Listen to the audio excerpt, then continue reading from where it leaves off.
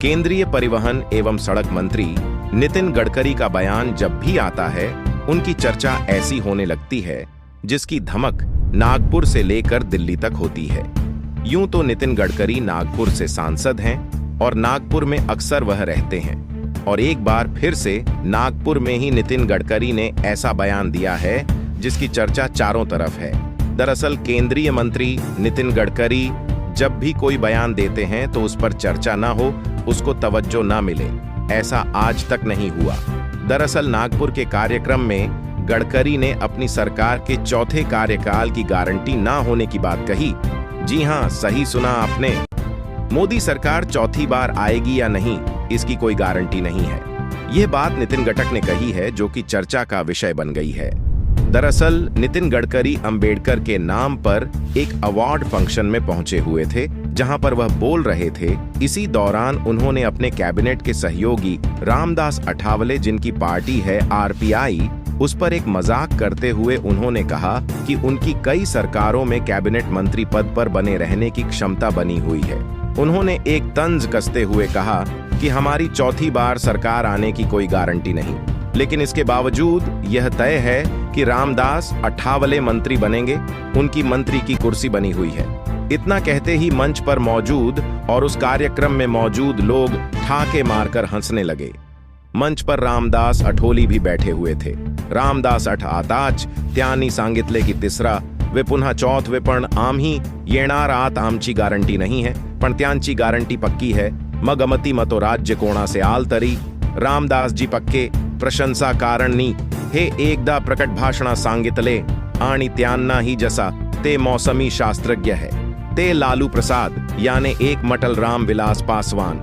ये बहुत बड़ा राजनीतिक मौसम शास्त्रज्ञ है और क्या होने वाला इनको पता होता है, उसके अनुसार उनकी नीति अपनाते। रामदास जी ने पण आपल्या आयुष्याम दलित समाजाचा उत्कर्षा करता काम करत असताना, विशेषत मंत्री असताना अनेक चांगल्या उपक्रमा मध्ये दलित पीड़ित शोषित माणसाला न्याय देने का प्रयत्न केला।